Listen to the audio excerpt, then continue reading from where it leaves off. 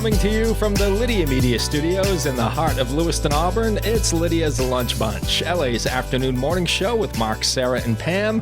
We are all back together. For the first time in what seems like days. It's been days. We are covering news and events in the greater LA area and talking to the people making a difference in our community.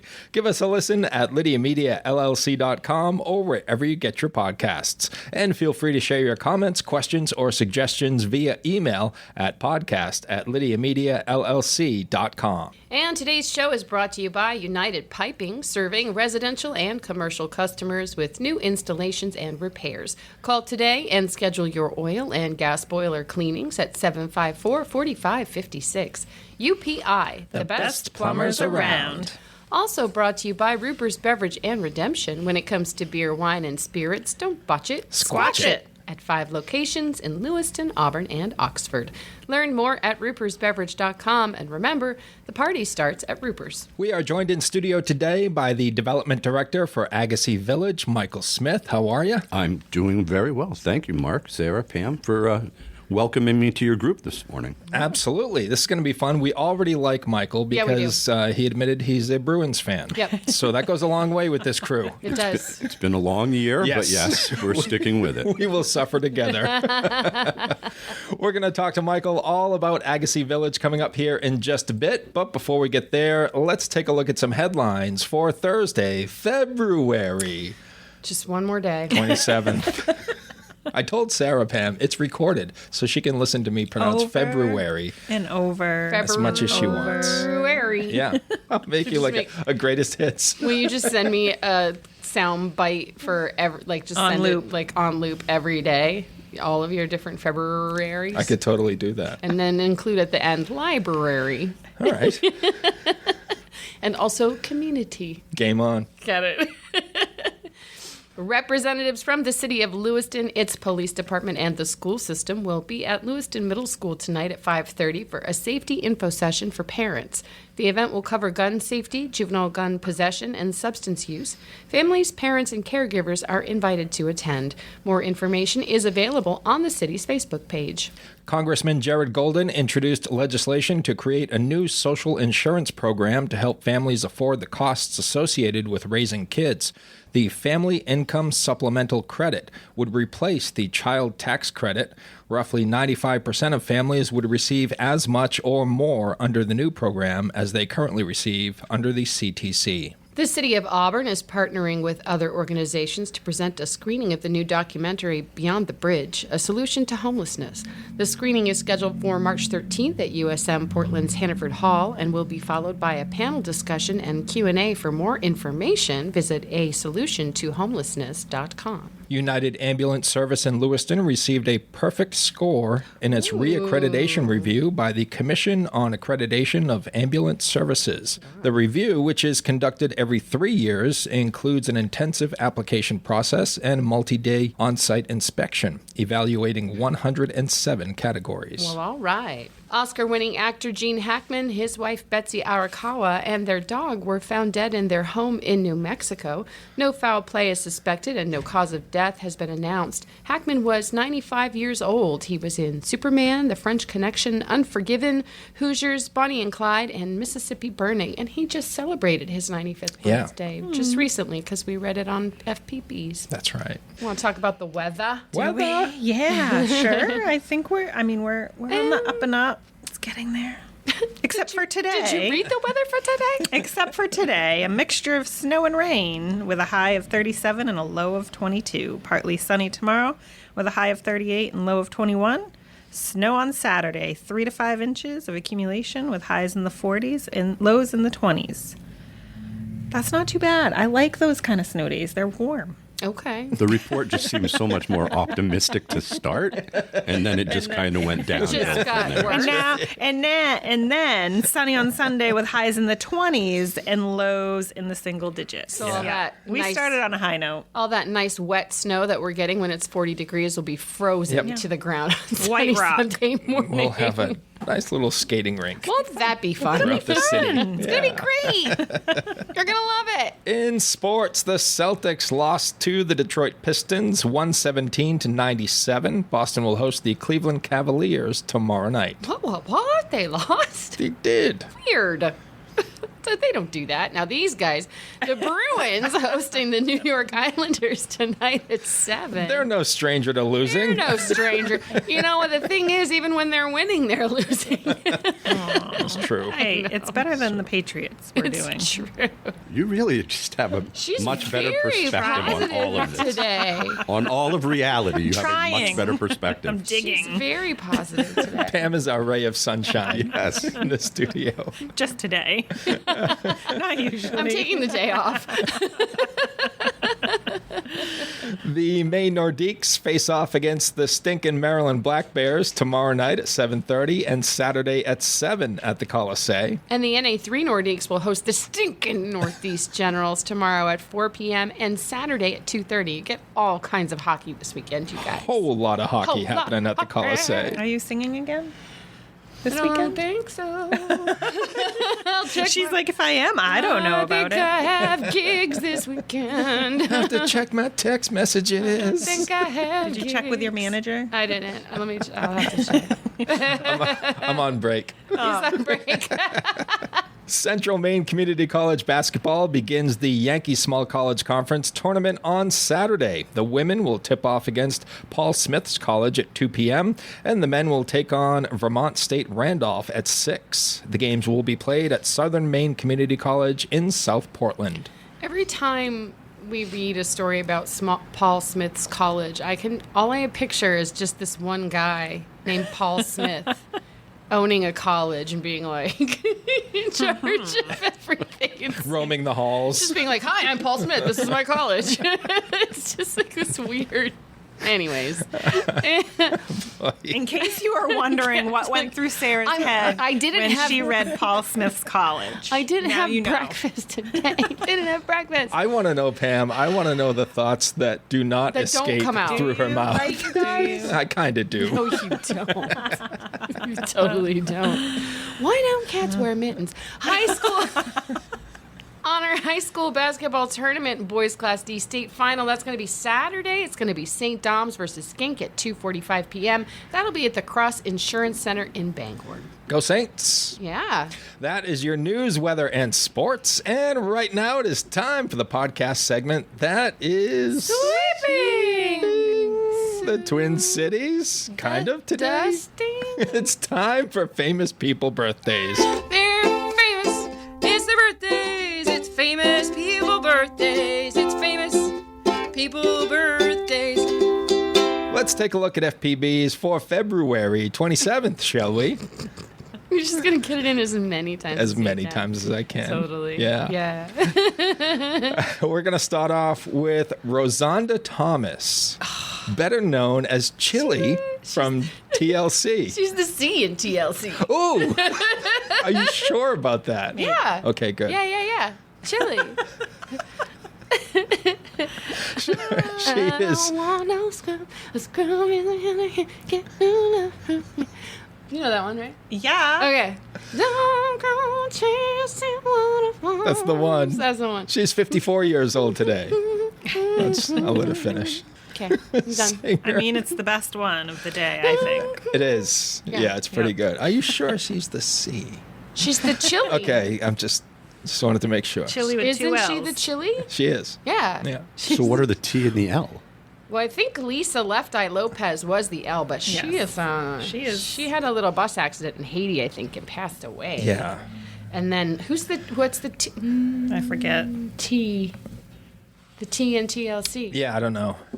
But they made Rosanda change her name so they could keep the C in the TLC. There you go. Yeah, just like if you joined the Ramones, back in the 70s, you no longer had your surname. You were forever a Ramone. Oh. Singer Johnny Van Zant of Lynyrd Skynyrd is 65 years old today. He is the younger brother of Lynyrd Skynyrd co-founder and former lead vocalist Ronnie Van Zant, and 38 Special founder Donnie Van Zant. There you go. Okay. A lot of musical talent in that family. Guitarist Neil Schon of Journey is 71 years old today. Where is he on the list? On the list of, the greatest guitarists of all time? Rolling Stones. I don't know. Rolling Stones list of the 2,893 greatest guitarists of all time. He's in there somewhere. He was inducted into the Oklahoma Music Hall of Fame in 2013 and the Rock and Roll Hall of Fame as a member of Journey in 2017. Nice. Do some people call it the OK Music Hall of Fame? Ooh. The OKHOF. You're just okay. You're only okay. That's right. The All Right Hall of Fame. Mediocre. Yeah. You're kind of important. Kind of a deal. Honorable mention, kind of. You're not the best. Yeah. But you're okay. You got potential. If you really applied yourself, Hall of Fame. And How crowded is that Hall of Fame? There's so many so people. way more members. So many people in that Hall So of Fame, many. Mike. So many. There's just a ton. I'm in it. I don't know. There's a statue of Sarah outside. Is it like big when they announce like 3 months out like who the nominees are for this year? Yeah. Like, you or is get it your just letter. expected? You get your letter in the mail and you're like, okay. Yeah. This year's nominees are Oates from Hall & Oates, the other guy from Wham, Garfunkel. Garfunkel. And perhaps the T from TLC. We're not really sure. Not really sure. We don't even know her name. Best of luck to all of our nominees. And rounding out FPBs for February 27th is Ralph Nader, who is 91 years old today. He's a political activist. He was involved in consumer protection, environmentalism, and government reform causes. He's the one who said we needed seatbelts. He sure did. Yeah. And look what happened. Also, didn't he say the gremlin was not safe at any speed? That sounds right. Sounds accurate. Not safe at any speed. Please use it as a lawn ornament. This is not something you should be driving around on the road. No. Yeah, we have him to thank for seatbelts. Thank goodness. So there you go. With apologies, those are your FPBs for February the 27th. I mean, it wasn't as bad as I thought it was going to be. I think we kind of made it fun. Yeah, we I feel like We made it. We made the I best feel like of it. we nailed FPVs today, you guys. Come on. I'm new to the show, but I think it went well. Oh, thanks. Yeah, Thanks, Mike. Yeah. Yeah. You also had the best line Yeah. on it for FPPs, too. So, Good thing you were here. yeah, no wonder why you were a fan. You shined. That's right. You're better than okay. You're invited to join Seniors Plus for their annual Fill the Plate breakfast on Friday, March 21st at the Hilton Garden Inn Riverwatch in Auburn. The event will benefit the Seniors Plus Meals on Wheels program and feature American Idol finalist Julia Gagnon and former Maine legislator Margaret Craven. Reserve your spot today at seniorsplus.org. Now we shift focus fully to our guest in studio, Development Director for Agassiz Village, Michael Smith. And Mike, I guess the first question is, what exactly is Agassiz Village? What's it all about? So I feel like Agassiz Village is one of the most historic, unheard of camps in the state of Maine. We are located on Thompson Lake in Poland on 330 acres, 2 miles of waterfront. And each summer we welcome over 500 campers, most of them primarily from underserved communities throughout the Northeast. Last year alone, just to kind of put it in perspective, over 30% of our campers that registered as either homeless, in foster care, or having an incarcerated parent, while others suffer from food insecurities and other different traumas in life. And so imagine for a moment literally going from living in a car or couch surfing at friends' houses to having a 2-week camp experience in Maine. It's life-changing. And Agassiz is going to be celebrating its 90th anniversary in August. 90 years. Wow. It's hard to imagine the number of lives that the camp has impacted in that time. The history I'll get into a little bit. It's really quite amazing. Our founder, Harry Burroughs, was born in 1890 in Poland. He was orphaned at age 12, made his way across Europe, stowed away on a boat, landed in Portland, Maine, where he could not find work, so he did what any child of that time would do. He walked to Boston and got the only job that he could find, which was that of a newspaper boy. Fast forward just 6 years, his fellow newsboys nominate him for a scholarship to Suffolk University, and he comes out an attorney by the time he's 23 years old. Wow. Yeah, so just an amazing, amazing story. And then he wants to give back to the only community that would accept him. So he started the Boston Newsboys Foundation, and Agassiz Village was an offshoot, a summer program for all those working class kids of the 1920s, 1930s. That's an amazing story. It's so cool. Yeah. It is so cool. How did you become involved with Agassiz? So I actually spent 22 years in development for another camp here in Maine, another nonprofit camp. And honestly, when I walked on property at Agassiz Village for the first time, I was just absolutely enamored with the buildings, the structure. I'm kind of a history nerd, and just the backstory alone was enough to draw me in. And so I've been with the camp now for 2 years, and it's amazing what we've accomplished in just those 2 years. Not to be braggadocious, it's just at the end of the day, there's so much potential, so much possibility there. And when you can leave work every day feeling like you had wins, Right. there's no better place to be. And you mentioned the types of kids that are coming to Agassiz Village, and I was wondering, how do they learn about Agassiz Village? How do they end up there? Lots of word of mouth from other kids that have attended, but then we have a lot of community partners, boys and girls clubs, homeless shelters. We have kids attending from as far away as New York.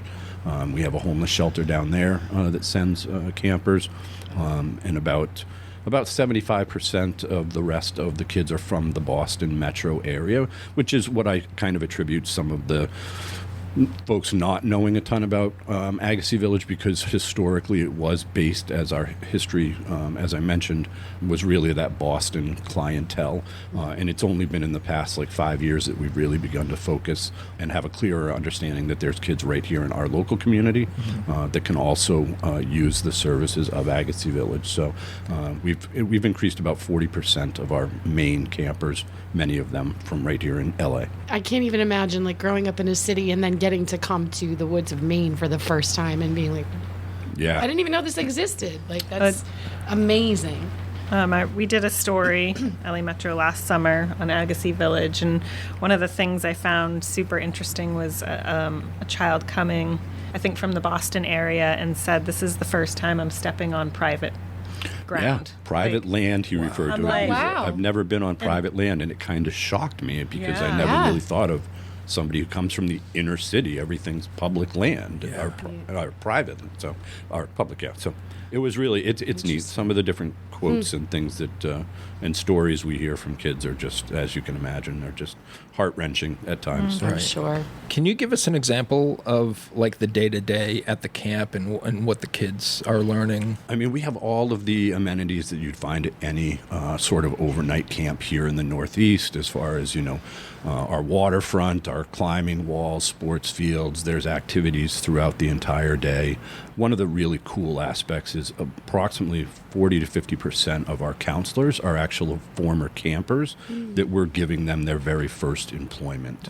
And at the end of the day, who better to serve as mentors for these kids than those who've actually walked in their shoes? And so, so kind of one of the amazing things. So when we think about just overnight camps in the Northeast in general, there's over 320 of them, and only 7 that accommodate or welcome kids from underprivileged communities, either free of charge or reduced tuition. So It's amazing. It is amazing. We have so much to offer here in Maine, and it's disheartening and heartening at the same time to know that you're providing it to people, but that it's not accessible to so many children and adults is just, I don't know. I wish we could share it more. It's amazing what you guys are doing. well, thank you for your kind words. And what a place to have it on It's Thompson gorgeous. Lake. You know, have you been on Thompson Lake yet, I Sarah? haven't told been. her, I'm like, Yeah. she's a paddleboarder. Okay. I saw the story in the LA Metro magazine and I was like, where is this? Like, I don't know where this is. I live here. Where is this? And Pam told me, and I kind of used Google to sort of find my way to it. And then I was like, oh my God, it's absolutely gorgeous, the lake itself. And but there were so many big boats. And I was nervous because I had Nick with me and he's not the best paddleboarder. Sorry, babe. Wow. You can take that out. He knows he's not. Okay. And he was nervous. He was nervous about it, so we didn't go that day. But I want to get back there. I want to take the new paddleboard over. Well, you're welcome anytime. Oh, yay. Come visit us. I'll go see you guys. Yeah. Okay, I can do that. Maybe he'll like it better if there's no big boats around. And it is, even for someone gorgeous. who I've grown up in Maine, and even for someone that has grown up in Maine, stepping on that property is just, it's amazing. Yeah. It's you're in awestruck. I mean, the Yeah. the large building, what do you... So I used the term enamored earlier. Yes. Awestruck Yeah. would be a good one. But yeah, our main structure there is our dining hall. It was Yeah. built in 1937. At the time of its completion, it was the largest freestanding log cabin in the entire United I States. gotta find a picture. Over 250,000 linear feet of logs to construct it. Yeah, the history, I can go on and Exactly, on. yeah. I mean, the program we do today is so reminiscent of how the foundation was originally set up and how Agassiz was designed to work. But one of the key cornerstone pieces of our property for many years was in 1937, the Barnum and Bailey Circus was in Lewiston. They left amongst a horrible storm, and they couldn't take their largest piece of equipment with them. Our founder, who grew up in Metro Boston, could never afford to ride the carousel, and that was the piece they left behind. So he purchased it, put it in the center of the campus of Agassiz Village so that every kid that came to Agassiz could ride the merry-go-round with its Wurlitzer organ. Do you Yeah. still have it? We have one of the last sleighs left. Sadly, in the 1980s, it had been beyond restoration, and so since it was such a famous piece, a lot of it was sold off in order to afford changes and things that needed to happen at the camp. Yep. That's very cool. Yeah. I'm looking at a map of your campus, and there's a little island out there. There's just looks like so much to do. What are you offering for these kids during the summer? So I think, it's a deeper question when you ask it. Yeah. What we're offering them is a chance to get out of the city, get out of their neighborhoods, and realize other opportunities that exist that they may not hear about every day. And a lot of, as you would imagine, a lot of social emotional learning components to it. These kids come from very tough backgrounds in many instances, and so we're really trying to kind of teach them the leadership skills. Our mission is to prepare kids for life's journey, and I think for many of them it often starts at Agassiz. Our former board president, she herself grew up in Mattapan in Boston, and she came to camp when she was 9 years old, saw those opportunities, and went on to provide her own schooling through the motivation she received from mentors there, and today serves as the at Massachusetts College of Art as their general counsel. So she literally went from having very little to coming to Agassiz and saying, "Wait, I do have a future." And so, when you ask the offerings, that's kind of the deep answer to that. That's a real Burroughs story. Right. It is. It truly is. Yeah, that's amazing. Anyone who has sent their child to summer camp knows it can be very expensive.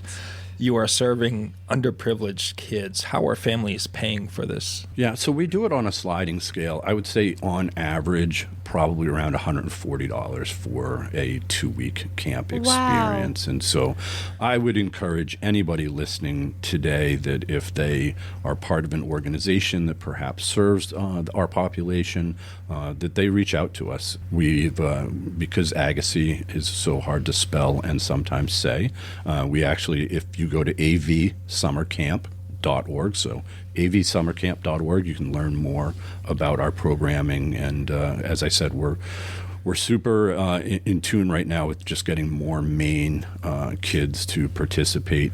This year we're offering Our first program used to be a 2-week program. We're now doing 2 1-week programs. So sort of that hesitancy to send your child off to camp for 2 weeks, we're going to try and curb that a little by having those 2 1-week camps. But that also opens us up to about being able to serve about 100 plus more kids this summer. So.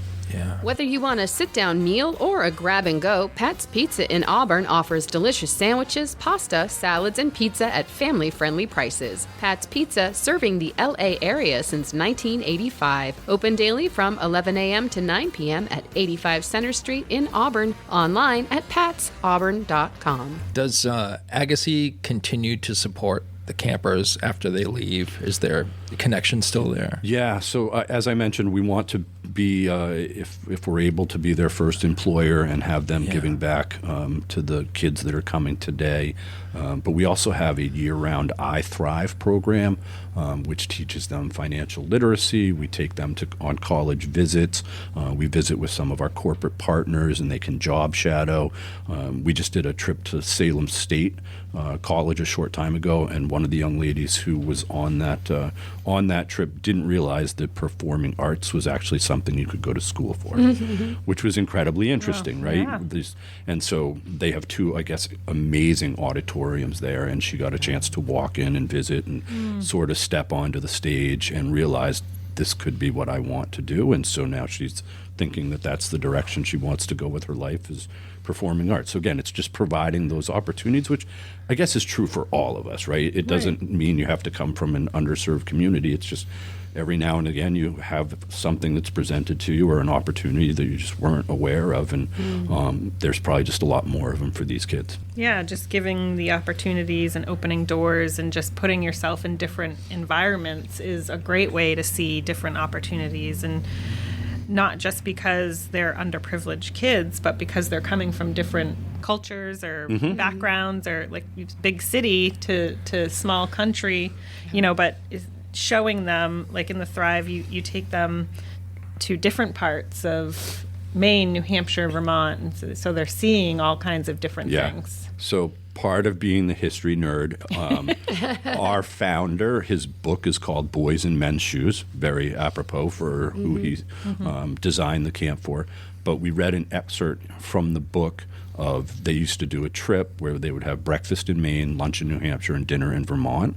And we recreated it this past summer for the first time in like 65 years. So the kids had breakfast at Agassiz, then they climbed Mount Agassiz in New Hampshire, had lunch, and then crossed the border and had dinner in Vermont. So think of these kids and this population being able to go back to their school, their home, their community, their family, and say, I had breakfast in Maine, lunch in New Hampshire, dinner in Vermont. And also climbed a mountain today. Good luck.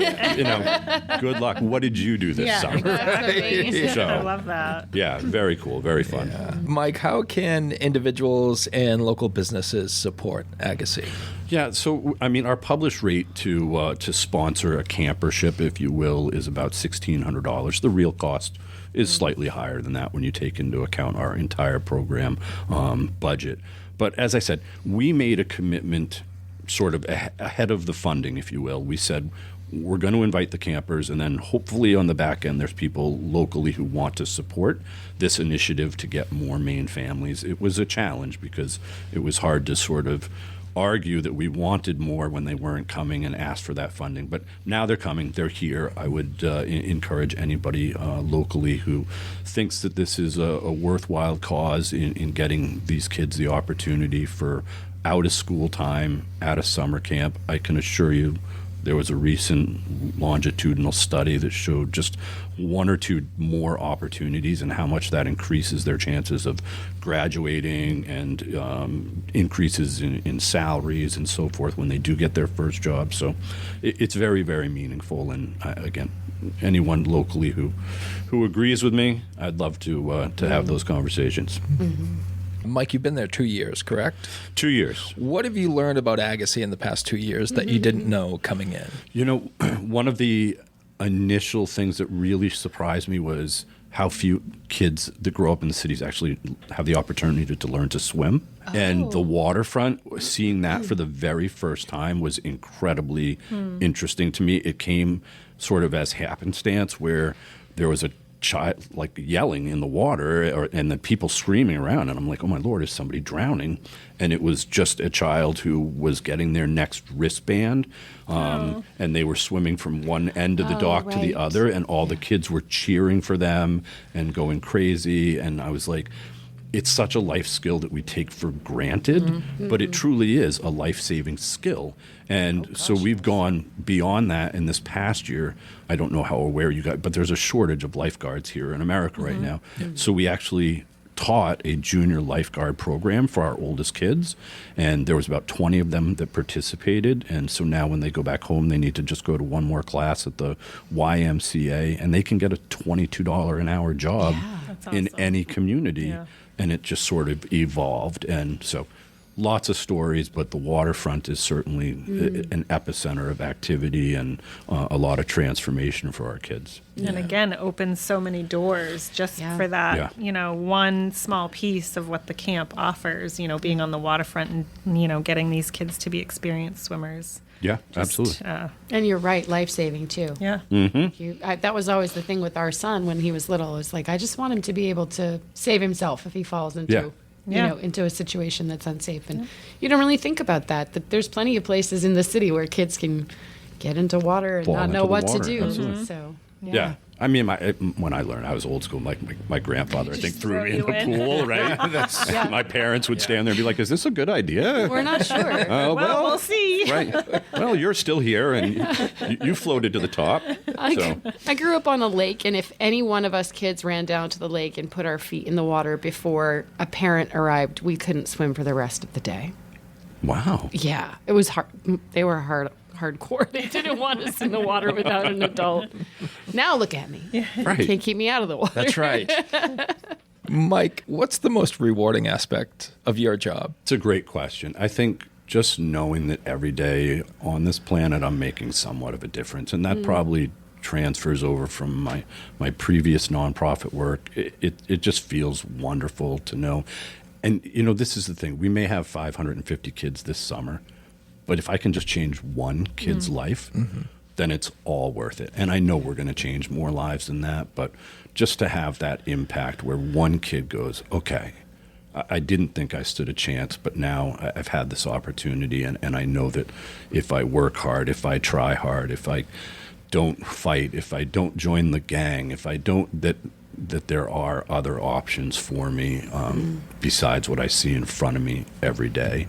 So, What about some of the feedback you're receiving from parents and caregivers? oh my gosh, the difference they see in their children in just 2 weeks. Like, we hear that so often. Like, a child returns from Agassiz after 2 weeks, and the parents are like, what happened? What have you done? Transformed. What have you done to my child? They're so No. peaceful and happy. Right. And everything, like more compassionate, more understanding of other people. And so, yeah, just having parents with that sort of feedback, again, affirmation that what we're doing is 90 years of being on the right track. So, Love that. Correct me if I'm wrong, but I'm remembering from the story too is a lot of what you teach with the kids or work on with the kids is how to work together as a community and how each person has that involvement and has something to do with the next step and kind of how all that works. And yeah, I mean, anytime you're thrust into a situation with other individuals that you don't really know, right? There's some angst to that. There's some discomfort, and really, so it's breaking down barriers for a lot of these kids and just and sort of showing them sort of, not to sound so clear, but the evolution of themselves. Like, Right. you can get better. Your opinion of other people when you left doesn't have to be the same here. You don't have to have that tough facade that you have to have at home when you come here, because it's irrelevant Right. here. Yeah. If you're homeless on the streets of Boston, you need to be tough. Like, you can't Right. show, but when you come to camp, you're able to sort of express that, acknowledge that, understand that there are people who are in your cabin who are also in that same situation. And so just, again, that sort of affirmation that change is okay. The growing is okay. Yeah. And they can show that vulnerability to be able to grow, and Absolutely. it's great. The 90th anniversary celebration for Agassiz Village is the weekend of August 8th through the 10th. And can anyone attend this? So we have invitations that we're sending out to our local community partners and so forth. I'm glad we're onto a happy subject now. Like, I feel like we've just moved on. Like let's celebrate 90 years. Let's do it. And so we're going to be doing a lot of our alumni, and I mean I'm talking alumni from like the 1940s and 50s are coming back for the first time ever. We've always had a contingent of folks from overseas that have worked as counselors and so forth. So we have like 17 people coming from overseas to attend the event. And we're going to go back old school. It's going to be like our historic like Olympic Games, except with like 50, 60, and 70-year-olds. So it should be super entertaining. And then, we're going to do fun stuff like bury a time capsule with notes from folks that have attended over the decades. So there will be some public involvement. Again, it'll be those folks who have joined us and partnered with us that'll get invitations to join us for that. I love it. But you guys can all come. You got to make sure you have plenty of tissues. No, we're happy now. We're celebrating. It's celebratory. Okay, but I'm saying you probably should have some tissues. Tears of joy. I feel like there's probably going to be a bunch Tears of of people joy, crying when Sarah. they get there. But don't take my advice. I don't know. Oh, that's great stuff, Mike. Is there anything else about Agassiz that you would like our listeners to know? No, as I mentioned, the first thing I said, like I feel like it's one of the most historic camps that nobody knows about. So really just appreciate the platform that you guys provide to create awareness, because without awareness, it's hard to take any of those next steps, whether it's getting more campers, whether it's getting more funding. So, just loved hanging out with you guys this morning. Yeah, of course. Love to do it again. Oh, we love having you, and we're not done yet. No. Awesome. Yeah, we have one more segment to go. And just a reminder, folks, if you'd like more information on Agassiz Village, visit avsummercamp.org. Locally owned and locally focused, Lydia Media celebrates the heart of the greater Lewiston-Auburn area through 2 magazines, Uncle Andy's Digest and LA Metro Magazine, and the new Lydia's Lunch Bunch podcast. Each production shines a positive light on local businesses, nonprofits, events, and individuals making a difference in our community. Keep your advertising dollars local and position your business in front of your target audience with Lydia Media. Learn more at LlydiaMediaLLC.com. Mike, we like to close our show with a segment called 3 Random Questions. Okay. Where we just get to know you as a person outside of here. The truth comes out. Yeah, we tell you at the end. That's right. Yeah, That's we right. don't want to forewarn you about this. Yeah. Remember that nice nonprofit guy? Well, it all went back in a handbasket. So you shared earlier with us, Mike, you are a Bruins fan. And you watch games with family members? I watch almost every game with my son and my 84-year-old father. We go visit him, and that's our time together. Okay, so As painful as it may be. nowadays, yes. Mike, if you could take your son and your dad to any Bruins game in history, what would it be? It's got to be, right, the goal. It's got to be, right? It's got to be. I mean, it'd be hard to imagine anything else than to see him leap across the front of the goal crease and slap one in the back of the net. Yeah, all over it. All right. That's a hands down for me. I love it. Yeah, I was thinking too, and it's like I knew you. I There's was like, there's that's the that one. game, and then there's all the other Yes. games. Yeah. My son did get to go to Bergeron's last game, which is kind of a fun one, too. Yeah. Hopefully, we're not going to be seeing the Marchand last game sometime soon, but that trade line's coming up. Yep. Yeah. It's a weird time to be a Bruins fan right now. It is. Yeah. Yes, it is. Boston without Marshy. It just I seems know. awful. It does. come He's on. played for them for how long? I think his whole career. career, Absolutely. right? He's like, yeah. what? Is he 30? 37, I think. 37? Yeah. And I'm just not a fan of that you know what I mean? Like you play for a team your entire career, Yeah. and then Trade that last you go year. play. Well, You go play Yeah. for what? Well, like, look at Marc-Andre Fleury it's look at Ray Bork. or yeah. Ray Borg. Yeah, it's just weird, right? It was weird. Just let the guy finish his career. Go win your cup, but don't bring it back to Boston. Yeah. It's like, we're happy for you, but Yeah. come on. Brady. I mean, Yeah. Yeah. this is a reoccurring nightmare some ways. That was one question. All right. That All was right. good. Yeah, we each ask one here. So Oh, okay. I got one. You ready? I'm as ready as I'm going to be, Sarah. Hit me up. If you could have any mythological creature as a pet, which one would you choose? Any mythological creature. I mean, what are my overall options? Right? That's what I'm I wondering, don't live that deeply in a mythological world. I mean, everybody would want a pet He dragon. hasn't had time to think about this. No. I mean, I'm going to go pet dragon. Dragon. Right? Yeah, I mean, there seems to be a lot of advantages to having a pet dragon. for sure. They should have made a movie about having a pet dragon. Oh, wait. Should have. Maybe they did. It's brilliant. It's brilliant. You should patent that.